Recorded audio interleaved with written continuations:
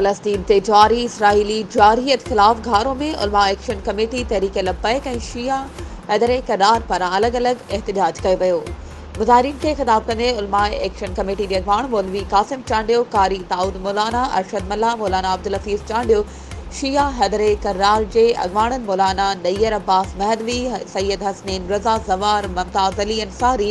ऐं ॿियनि चयो त इसराइल दुनिया जो दहशतगर्द मुल्क आहे जेको 15 सालनि खां मुसलसल मज़लूम फ़लस्तीनियुनि ते ज़ुल्म कंदो अचे थो।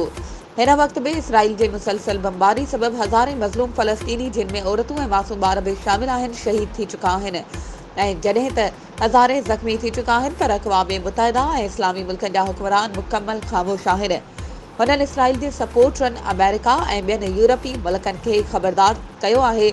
वार्निंग ॾिनी आहे त इहे इसराइल जी मदद करण खां बाज़ ईंदे फौरी तौर जंगबंदी बंदि कराइनि। ॿी सूरत में उम्मत मुसलमा बैतुल मुक़द्दस ऐं मस्जिद अक़सा जी हुरमत ख़ातिर हर तरह जी कुर्बानी ॾियण लाइ तयार आहियूं। वधीक ख़बरुनि ऐं अपडेट्स जे लाइ असांजे चैनल खे सब्सक्राइब कयो